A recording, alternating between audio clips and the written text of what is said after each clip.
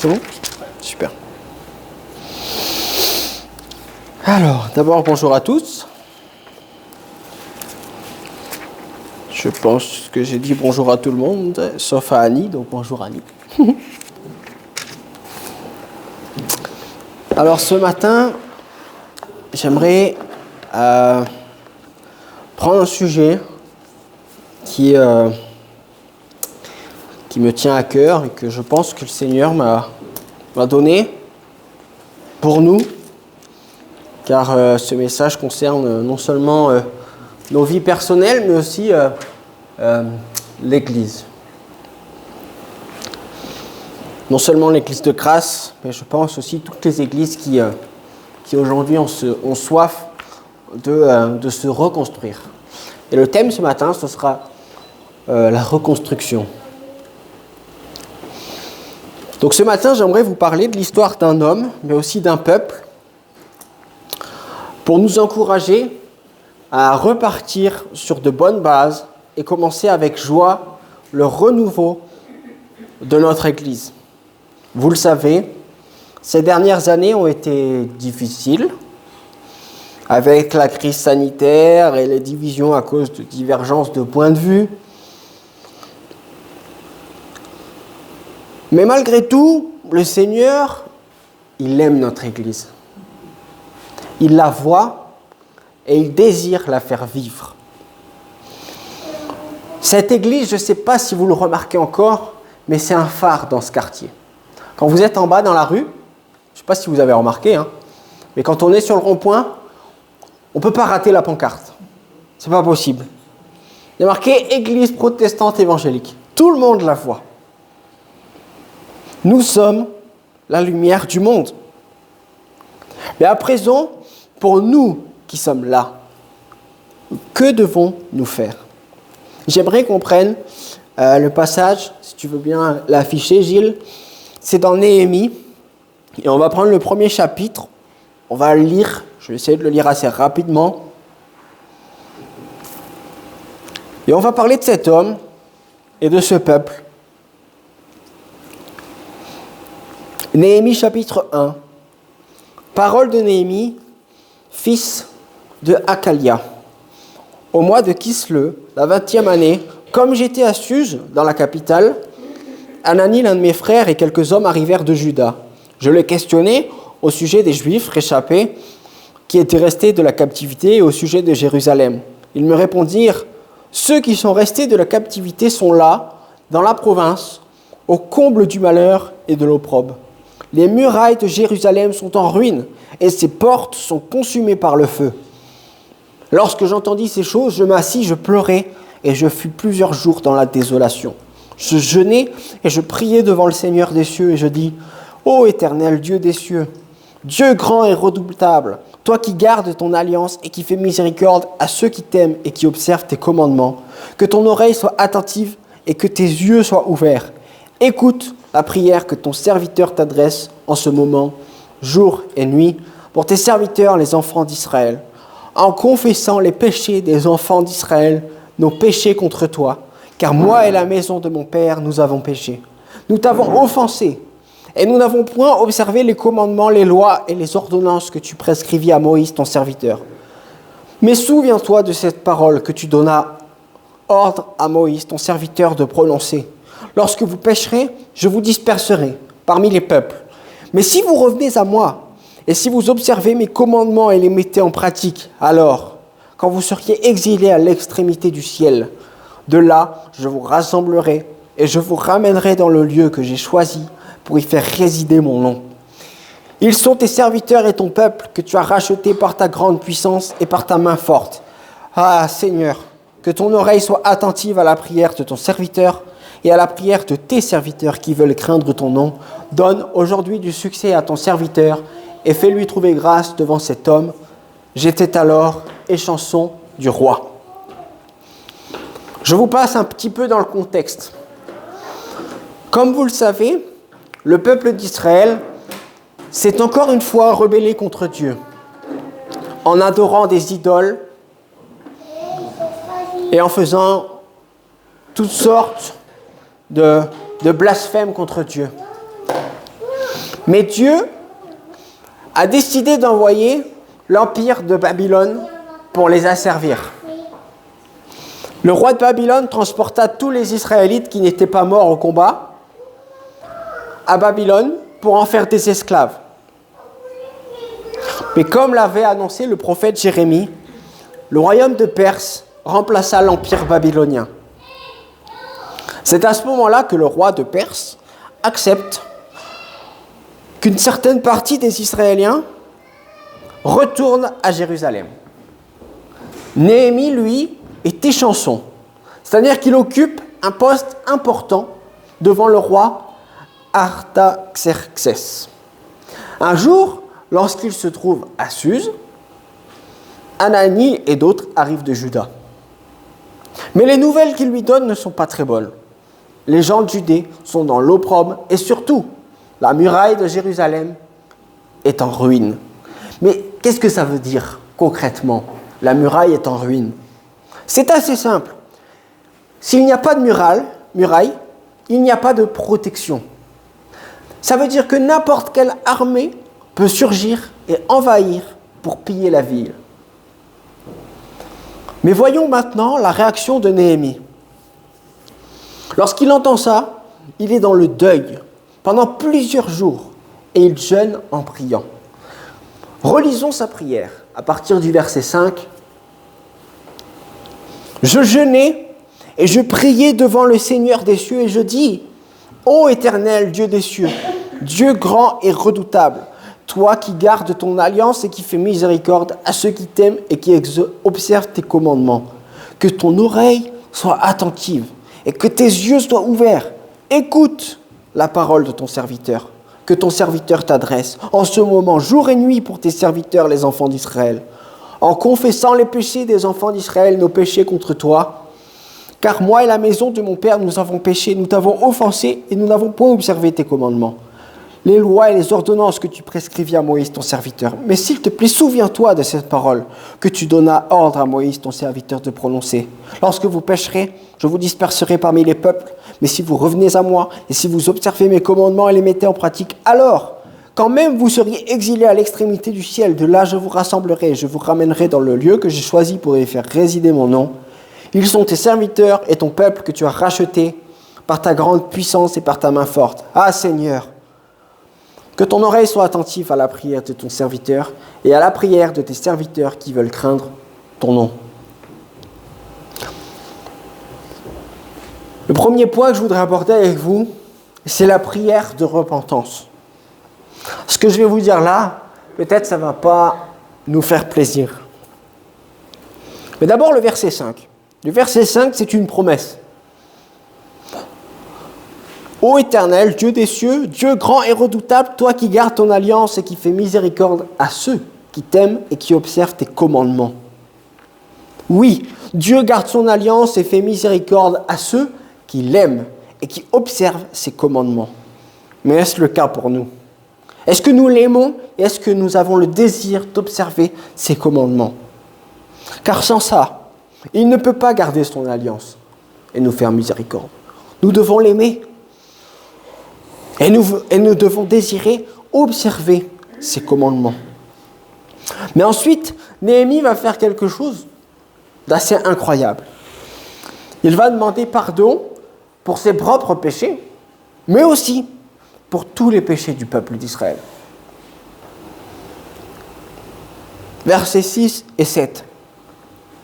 Que ton oreille soit attentive et que tes yeux soient ouverts. Écoute la prière que ton serviteur t'adresse en ce moment, jour et nuit, pour tes serviteurs, les enfants d'Israël, en confessant les péchés des enfants d'Israël, nos péchés contre toi. Car moi et la maison de mon père, nous avons péché. Nous t'avons offensé et nous n'avons point observé tes commandements, tes lois que tu as données et prescrites à Moïse, ton serviteur. C'est là que vient la difficulté. Nous avons tous des positions différentes sur certains sujets, sur certains passages bibliques. C'est vrai. Mais pour être franc avec vous, l'ennemi a eu ce qu'il voulait. Par nos désaccords, il a réussi à créer la division, l'amertume, la rancune, ou bien même l'inimitié. Et pour être honnête, nous avons péché. L'autre jour, je priais pour l'Église, pour notre Église. Et je demandais sincèrement à Dieu de venir nous éclairer et de venir accomplir ses promesses en lui rappelant qu'il fait miséricorde à ceux qui l'aiment. Et le Seigneur m'a parlé et m'a clairement dit, d'abord le pardon. D'abord le pardon. Si nous voulons voir notre Église renaître, voir le Seigneur accomplir ses promesses qu'il a données pour nous, tout commence par là, par la repentance. Peut-être certains, vous vous dites, mais je ne suis pas concerné. Moi, j'ai rien fait dans cette histoire. C'est moi qui ai raison. C'est les autres. C'est la faute aux autres. Mais, si un jour, vous avez eu une mauvaise pensée contre quelqu'un, contre un frère ou contre une sœur, alors, vous avez péché. J'ai péché. Mais voyez quand même la promesse que Dieu nous fait. Lorsque vous pécherez, je vous disperserai parmi les peuples, mais, et c'est là qu'arrive la promesse, si vous revenez à moi, si vous observez mes commandements et les mettez en pratique, alors, quand même, vous seriez exilés à l'extrémité du ciel. Quand même, l'Église serait anéantie, serait presque, pour certains, morte. Certains sont revenus ici, et quand ils comptent les places, ils se disent, ouais, bon, vaut mieux la fermer, cette Église. Hein. Non. Non. Dieu dit, même s'il n'y a plus personne, moi, je peux reconstruire là-dessus. Car de là, je vous ramènerai, je vous rassemblerai dans le lieu que j'ai choisi pour y faire résider mon nom. Encore une fois, sur ce mur, il y a la pancarte, sur l'autre aussi, Église protestante évangélique. Le nom de Dieu est invoqué ici. Ça veut dire que c'est le lieu qu'il a choisi pour faire résider son nom. Amen. La première étape de notre renouveau, c'est la repentance. Pour tout ce qui s'est passé dans ce lieu jusqu'à aujourd'hui. Toutes les querelles, toutes les divisions, nous savons tout ce qui s'est passé. Mais personne ne peut dire « Je suis net, je n'ai rien fait ».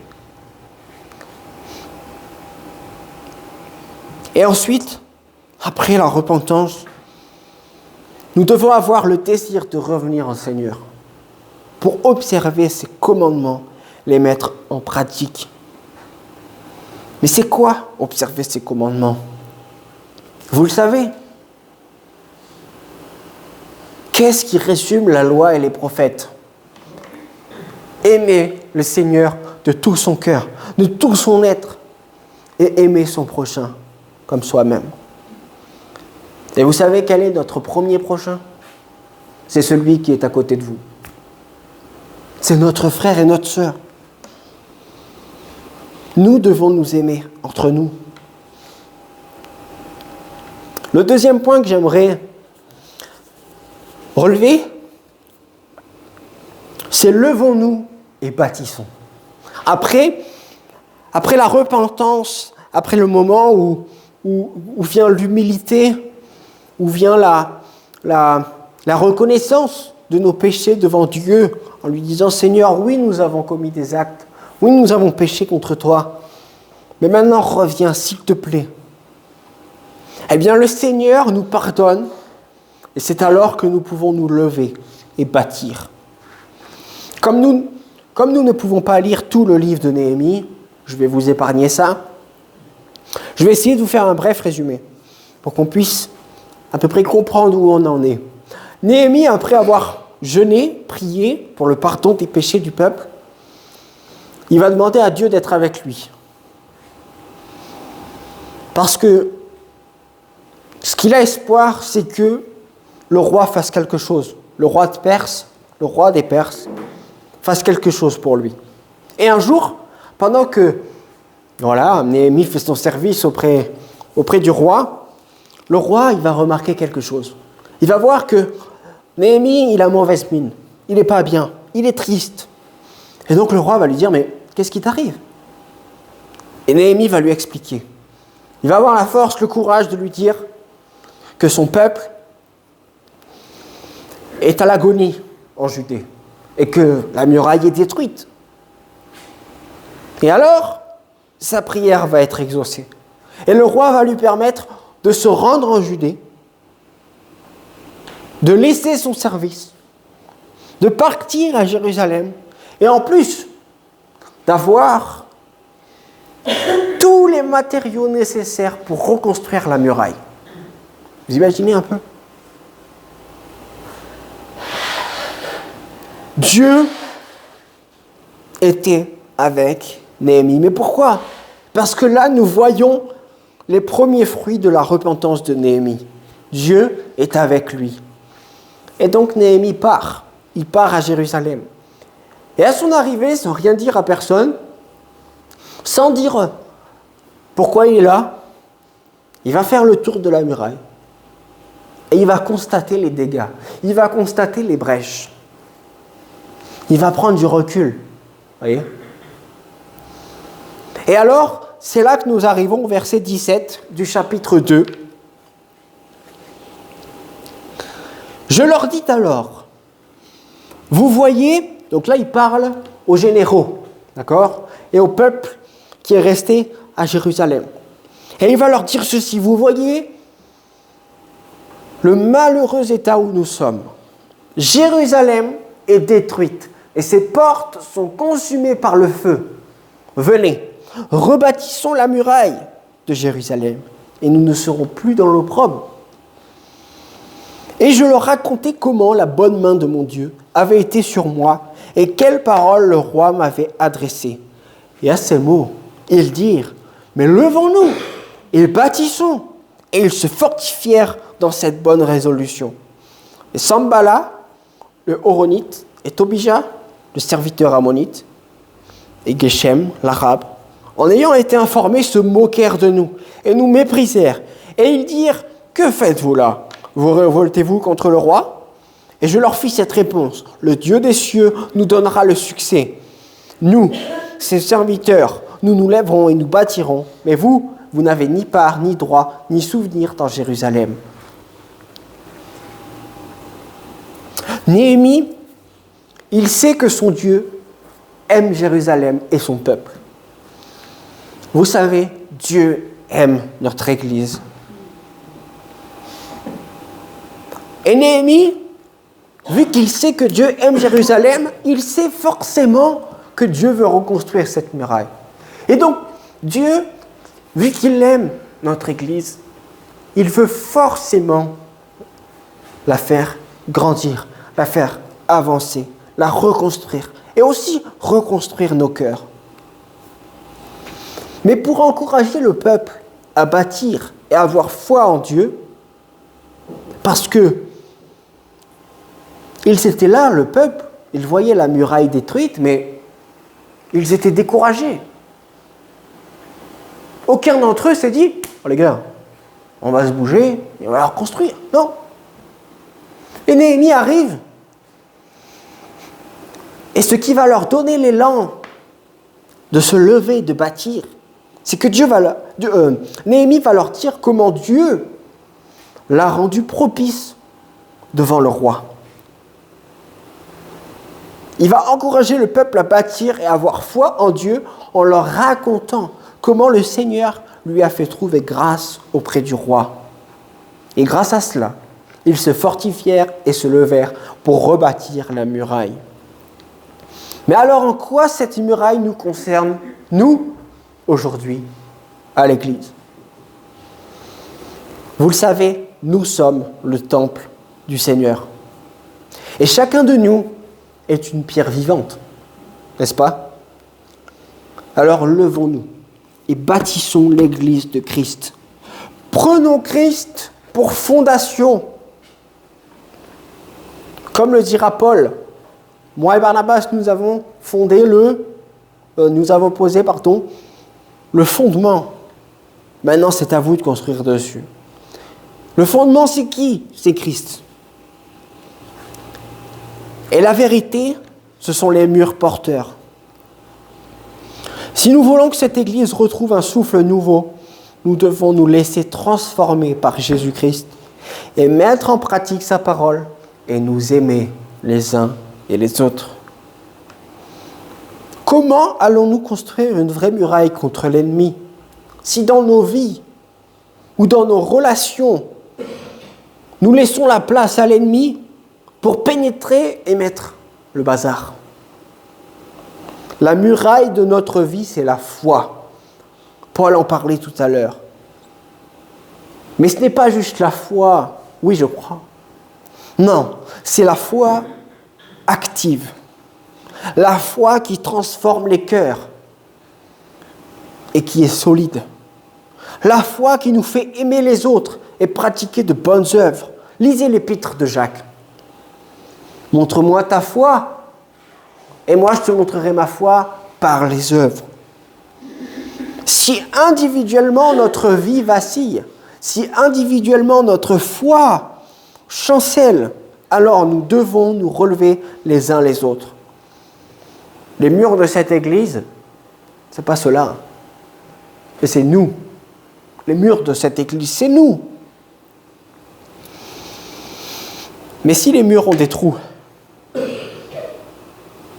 alors l'ennemi en profitera pour y rentrer et piller tout ce que nous avons. Alors levons-nous et bâtissons. Cela veut dire prendre la décision qu'ensemble, tous ensemble, nous allons nous soumettre devant la puissante main de notre Dieu pour nous laisser transformer par lui, pour qu'ensuite nous puissions transformer d'autres personnes.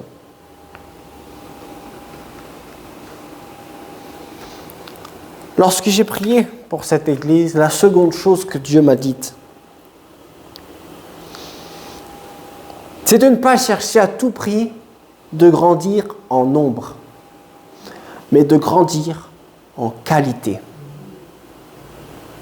Ne cherchons pas à remplir les chaises, mais cherchons à faire en sorte que les gens et les personnes qui sont assis déjà sur ces chaises grandissent en foi, en amour pour Dieu et pour les autres.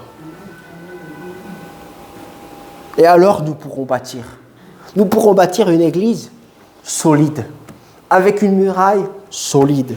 Et les querelles qui ont détruit la muraille de cette église les années passées, eh bien ne pourront plus revenir détruire. Le troisième point que j'aimerais aborder, et ce sera le dernier, c'est que l'ennemi nous attaque. Vous savez, un jour, j'ai lu quelque chose, quelqu'un a dit ceci. Le plus grand pouvoir de Satan, c'est de faire croire qu'il n'existe pas.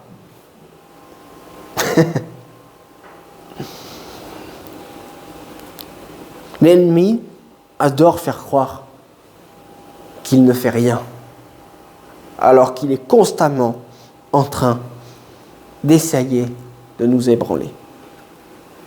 Reprenons au verset 19 du chapitre 2.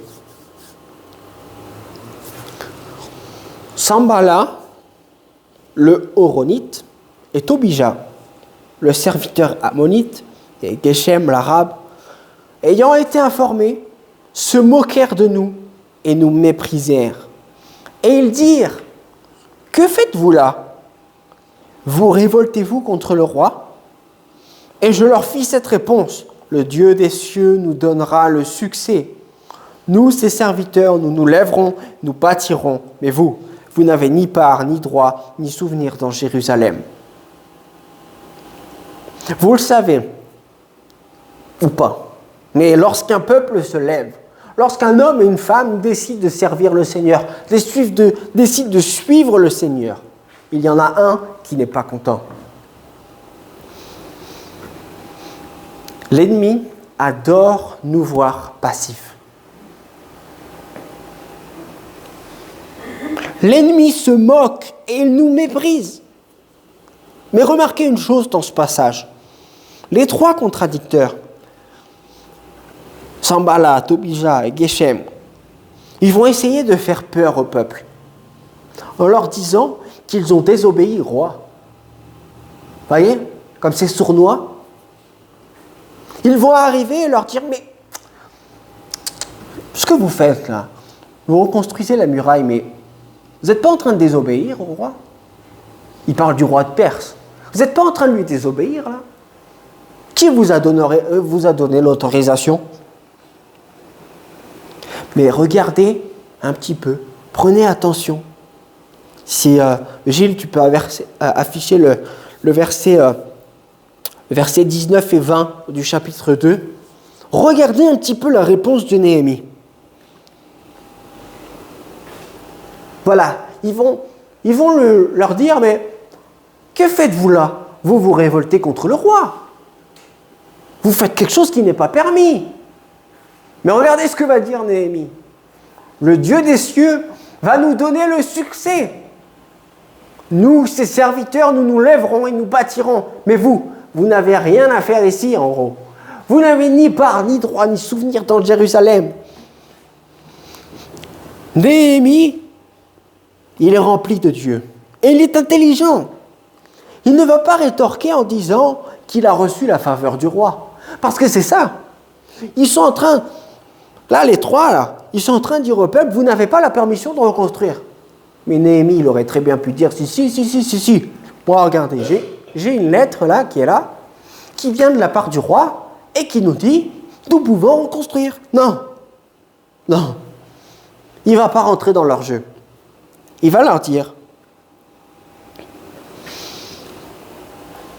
que Dieu est avec eux et qu'il a confiance et que c'est l'Éternel qui leur demande de construire et qui va leur donner le succès. Qu'est-ce que ça veut dire pour nous? Ça veut dire que l'ennemi veut nous faire peur. Il veut nous décourager, car il connaît nos points faibles. Beaucoup vont, peut-être, certaines personnes vont dire, tu vois, cette église, il n'y a personne. Comme je l'ai dit tout à l'heure, il ferait mieux de fermer, hein. Ça ne sert à rien. Pourquoi il s'obstine, après tout? Ou alors, t'as vu lui là? Il te parle mal. Tu devrais partir de cette église. Rester chez toi, regarder Internet. Après tout, aujourd'hui, on pourrait rester chez nous et mettre un culte en ligne, n'est-ce pas? Au moins, personne ne viendrait nous embêter. Personne ne viendrait en disant « Oh, toi, tu fais n'importe quoi, t'as mal parlé, t'as fait ci, t'as fait ça. » Ou alors, vous pourriez vous dire « Oh, il est bien mignon, Nico, hein. Mais nous, ici, on a déjà tout essayé. » J'en ai entendu. Certains m'ont dit, mais tu sais, on a tout fait, on a tout essayé. On a essayé de faire ci, on a essayé de faire ça. Et puis à chaque fois que tu dis quelque chose, personne ne veut faire. À chaque fois. À chaque fois. Vous savez, il y a un proverbe qui dit, il n'y a que ceux qui font rien qui peuvent râler. Mais toutes ces paroles-là, elles viennent d'où, à votre avis? Elles viennent de l'ennemi. Parce que l'ennemi veut créer la division au milieu de nous. Il veut nous décourager. Mais comment il fait? Eh bien, il vient et il susurre à notre oreille. Tu vois, ça ne marche pas. Ou alors, dans nos vies personnelles, il vient et il nous dit, tu vois, tu es pécheur. Tu n'arrêtes pas de pécher. Et tu prends la Sainte-Seine, malheur. Mais c'est pas bien ce que tu fais. L'ennemi s'appelle l'accusateur. Il accuse constamment l'Église. Il accuse l'ennemi. Il accuse, nos vies. Vous le voyez dans Job. Il va venir devant l'Éternel et accuser Job en disant « Mais tu sais, Job, il croit en toi, mais c'est parce que tu lui donnes tout. Tu lui enlèves tout, il ne croit plus. » Eh ben non. Eh ben non. Pour faire face aux paroles de l'ennemi, nous devons proclamer les promesses que Dieu nous a faites. Lorsque j'étais malade, lorsque j'étais au plus mal, lorsque les médecins eux-mêmes disaient à ma femme « C'est fini, votre mari, dans une semaine, il n'est plus là ». Ou une deuxième fois, quand j'étais en réanimation, ils ont appelé ma femme à 3h du matin en lui disant « Venez demain matin ». Mais c'est pas sûr qu'il soit là. Pas sûr qu'il soit en vie. Et qu'est-ce qu'elle a fait? Qu'est-ce que Dieu lui a dit? Qu'est-ce que Dieu a dit à Marion de faire à ce moment-là? Proclame et attache-toi aux promesses que je t'ai faites. Et c'est ce qu'elle a fait. Et la promesse pour nous aujourd'hui, c'est qu'il ne veut pas voir cette église mourir. Je vous le dis, j'en suis sûr. Il ne veut pas laisser mourir cette église, qui est un phare pour cette ville, pour ce quartier. Tant qu'il y aura des femmes, des hommes, à genoux, pour prier et adorer, alors cette église va demeurer. Pour terminer, prenons le chapitre 4, si vous le voulez bien.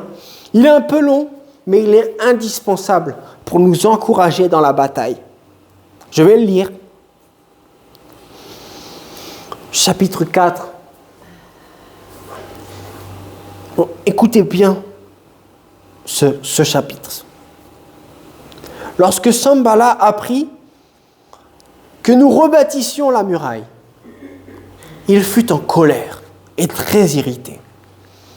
Et il se moqua des Juifs et dit devant ses frères et devant les soldats de Samarie: à quoi travaillent ces Juifs impuissants? Les laissera-t-on faire? Sacrifieront-ils? Vont-ils achever? Vont-ils redonner vie à des pierres ensevelies sous des monceaux de poussière et consumées par le feu? Tobija, l'ammonite, était à côté de lui et dit qu'ils rebâtissent seulement. Mais si un renard s'élance, il renversera leurs murailles de pierre. Voilà ce que va dire Néhémie. Écoute, ô notre Dieu, comme nous sommes méprisés. Fais retomber leurs insultes sur leur tête. Livre-les au pillage sur une terre où ils soient captifs. Ne pardonne pas leur iniquité et que leurs péchés ne soient pas effacés de devant toi, car ils ont offensé ceux qui bâtissent. Alors nous rebâtîmes la muraille qui fut partout achevée jusqu'à la moitié de sa hauteur. Et le peuple prit à cœur ce travail. Mais Sanballat, Tobija, les Arabes, les Ammonites, les Asdoniens furent très irrités en apprenant que la réparation des murs avançait et que les brèches commençaient à se fermer. Et ils se liguèrent tous ensemble pour venir attaquer Jérusalem et lui causer du dommage. Mais nous priâmes notre Dieu et nous établîmes une garde, jour et nuit, pour nous défendre contre leurs attaques. Cependant, Juda disait: les forces manquent à ceux qui portent les fardeaux, et les décombres sont considérables. Nous ne pourrons pas bâtir la muraille. Et nos ennemis disaient: ils ne sauront et ne verront rien jusqu'à ce que nous arrivions au milieu d'eux. Nous les tuerons et nous ferons ainsi cesser l'ouvrage. Or, les Juifs qui habitaient près d'eux vinrent 10 fois nous avertir de tous les lieux d'où ils se rendaient vers nous. Et c'est pourquoi je plaçai dans les enfoncements derrière la muraille et sur des terrains secs le peuple par famille, tous avec leurs épées, leurs lances et leurs arcs. Je regardai et m'étant levé, je dis aux grands, aux magistrats, au reste du peuple: ne les craignez pas. Souvenez-vous du Seigneur, grand et redoutable. Combattez pour vos frères, pour vos fils, vos filles, pour vos femmes et vos maisons. Lorsque nos ennemis apprirent que nous étions avertis, Dieu anéantit leurs projets. Et nous retournâmes tous à la muraille, chacun à son ouvrage. Depuis ce jour, la moitié de mes serviteurs travaillaient, et l'autre moitié étaient armés de lances, de boucliers, d'arcs et de cuirasses. Les chefs étaient derrière toute la maison de Juda. Ceux qui bâtissaient la muraille et ceux qui portaient ou chargeaient les fardeaux travaillaient d'une main et d'une autre avaient une arme. Chacun d'eux, en travaillant, avait son épée sainte autour des reins. Ceux qui sonnaient de la trompette se tenaient près de moi. Et je dis aux grands, aux magistrats et au reste du peuple, l'ouvrage est considérable, il est étendu, et nous sommes dispersés sur la muraille, éloignés les uns des autres, mais au son de la trompette. Rassemblez-vous auprès de nous, vers le lieu dont vous l'entendrez, notre Dieu combattra pour nous. C'est ainsi que nous poursuivions l'ouvrage, la moitié d'entre nous la lance à la main, depuis le lever de l'aurore jusqu'à l'apparition des étoiles.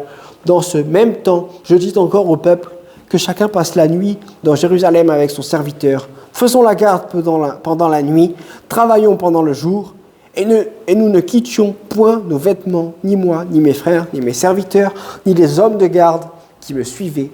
Chacun n'avait que ses armes et de l'eau. Quelle histoire! Quelle histoire! Leurs ennemis se moquent.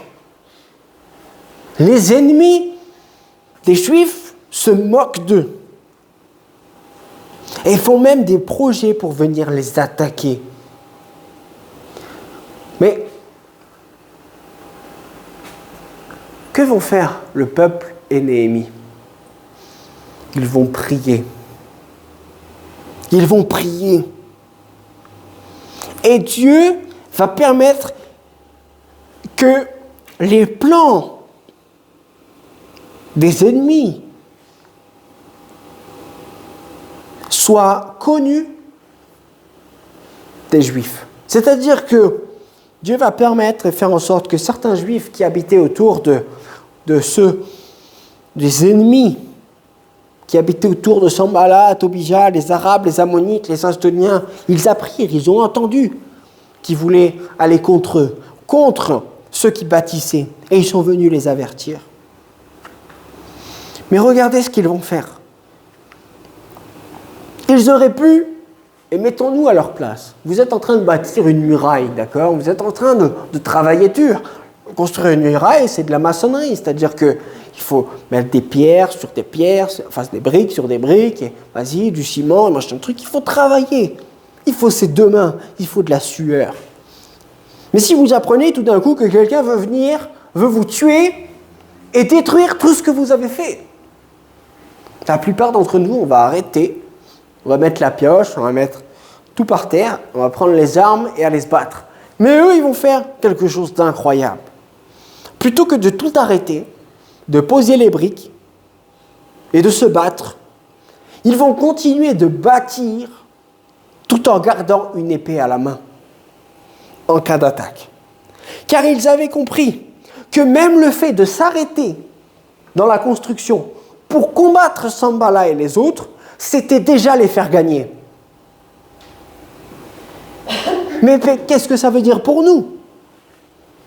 Qu'est-ce que cela veut dire? Comment prendre ce passage pour nous, pour nos vies, pour cette Église? La première chose, c'est que si l'ennemi nous attaque, nous devons prier. Notre combat, c'est dans la prière. Dieu a la solution, toujours. Alors soyons une Église qui prie et qui remet son destin à Dieu. Et moi, je me réjouis parce que je sais que c'est le cas. Je suis heureux parce que pendant des années, vous savez, ces chaises ont été bien plus remplies. Mais à la réunion prière, il y avait bien moins de personnes. Et aujourd'hui, il y a quasiment autant de personnes qui prient que de personnes qui sont assises dimanche. Et ça, c'est génial. D'accord? Et nous devons continuer. Nous devons continuer.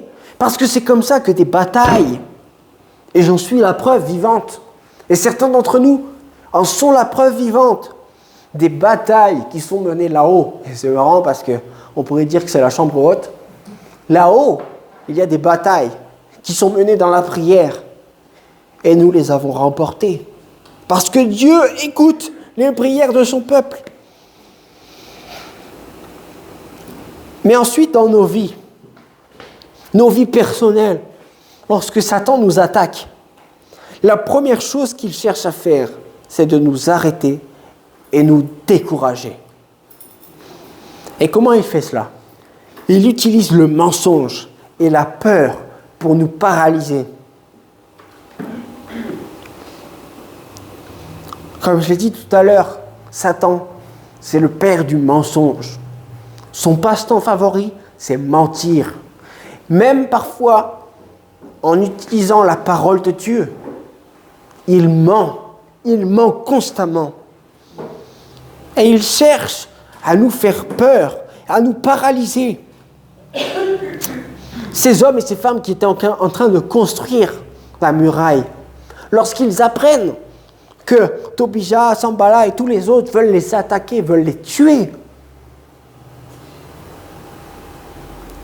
ils peuvent à ce moment-là se retrouver découragés en disant mais l'œuvre, et on le lit, l'œuvre est considérable. La muraille, elle est immense à construire. Immense. On se donne jour et nuit à construire. Et eux, ils vont venir, et voilà, tout est cassé. Je ne sais pas si vous avez déjà fait un château de cartes, mais c'est horrible ce truc. Vous passez des heures et des heures à assembler les cartes, là. Et l'autre, il arrive, il ouvre la porte, tout s'en va. Oh purée, pas possible. C'est décourageant. C'est décourageant. On se donne à fond, et l'autre, en claquant des doigts, il va tout casser. C'est ce que l'ennemi fait dans nos vies. On essaye de se sanctifier. On essaye d'arrêter de pécher, de lutter contre des addictions, de lutter contre des choses dans nos vies qui sont là. Et Satan vient, et en un claquement de doigts, il nous fait chuter, il nous fait tomber, et il nous dit, tu vois, tu n'y arriveras pas. Mais il ment. Et il fait pareil pour cette église. Tu vois, il n'y a personne qui vient. Tu vois, à chaque fois qu'il y a une réunion, à chaque fois qu'il y a une assemblée, à chaque fois qu'il y a quelque chose, eh vas-y, tout le monde se tape dessus. Mais va-t'en, c'est pas possible. Non. Ça, c'est l'ennemi. Alors, ne nous laissons pas paralyser par l'ennemi. Prenons les armes. Vous les connaissez. Éphésiens 6 nous dit que nous avons l'armure.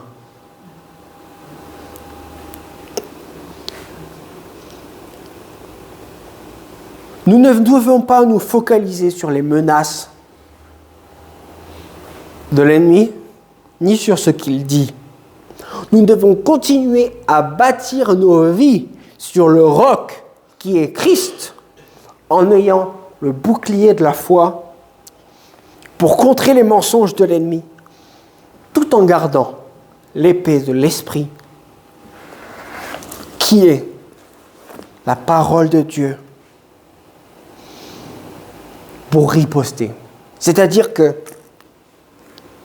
dans nos vies et dans l'Église, lorsque l'ennemi vient et nous ment, nous attaque, essaye de nous faire chuter, nous faire tomber, essaye de placer la querelle au milieu de nous, prenons la foi pour contrer ce qu'il dit et prenons sa parole pour l'anéantir et pour le faire fuir. Christ l'a fait lui-même dans le désert. Satan ne doit jamais nous arrêter de grandir avec Dieu. Jamais. Et pour l'Église, il ne doit jamais pouvoir semer le trouble parmi nous pour nous empêcher de bâtir une Église solide, basée sur la vérité de l'Évangile et sur les promesses de Dieu. Christ est mort pour nous et il a vaincu à la croix. Alors, pour finir, prions pour ces trois choses. La repentance, pour demander pardon pour ces années. Prions ensuite pour que Dieu nous donne le vouloir et le faire pour nous lever et pour bâtir une église solide en grandissant par la qualité de notre amour pour Dieu. Et prions pour que l'ennemi ne puisse pas nous empêcher de laisser le Seigneur œuvrer dans nos vies, dans l'Église et dans cette ville. Pour finir, je vais prier pour ces choses. Seigneur, d'abord merci. Merci pour ta parole qui nous encourage. Parce que dans ta parole, nous trouvons la source. La source qui, lorsque nous avons soif, lorsque nous sommes desséchés, Seigneur, nous pouvons nous abreuver. Nous pouvons venir et nous restaurer. Seigneur, je veux te demander pardon. Au nom de toute l'Église, au nom de tous mes frères et sœurs, Seigneur, pardonne-nous. Pardonne-nous pour tous ces moments de querelle. Pardonne-nous pour tous ces moments de dispute de mots, d'animosité, de rancœur, de rancune. Pardonne-nous pour toutes ces choses. Pardon pour notre orgueil. Pardon si parfois nous nous croyons plus justes que les autres. Pardonne-nous, Seigneur. Pardonne-nous de nous comparer. Pardonne-nous pour notre jalousie. Pardonne-nous pour toutes ces années, Seigneur. Nous n'avons pas su construire ensemble. Mais Seigneur, maintenant, s'il te plaît, je te le demande au nom de tous, viens et accomplis tes promesses parmi nous. Viens et donne-nous, comme ce peuple, Seigneur, de voir ta main agir ici et d'avoir un souffle commun pour reconstruire, pour rebâtir cette maison, pour rebâtir cette église. Mais non pas pour faire du nombre, non pas pour remplir les chaises, Seigneur, mais pour que les hommes et les femmes, pour que nous tous qui sommes là, nous puissions grandir. Nous puissions grandir dans la foi, dans l'amour pour toi, dans l'amour les uns pour les autres. Et Seigneur, je prie maintenant pour que l'ennemi ne puisse pas détruire ce que tu fais, détruire l'œuvre que tu fais parmi nous, détruire ce que tu veux construire par nous, en nous. Parce que si, Seigneur, nous sommes unis pour toi et pour ta gloire, alors nous te verrons. Nous verrons ta main agir et tes promesses se réaliser. Nous verrons des prières exaucées. Nous verrons ta main sur nous, nos malades guérir et notre foi grandir. Alors Seigneur, s'il te plaît, Père, remplis-nous de toi. Remplis-nous d'amour pour toi et pour notre prochain, pour nos frères, nos sœurs. Et que ton nom, Seigneur, soit glorifié. Que ce ne soit pas juste une pancarte mise sur un mur, Seigneur, mais que ce soit réellement ici le lieu où tu veux que ton nom soit invoqué.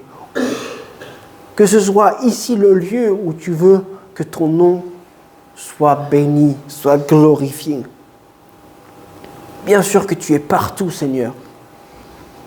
Mais s'il te plaît, remplis cette église de toi, de ta présence, et aide-nous à la bâtir correctement, en restant toujours fondés sur la vérité et sur toi, Jésus-Christ, qui est mort et ressuscité pour nous.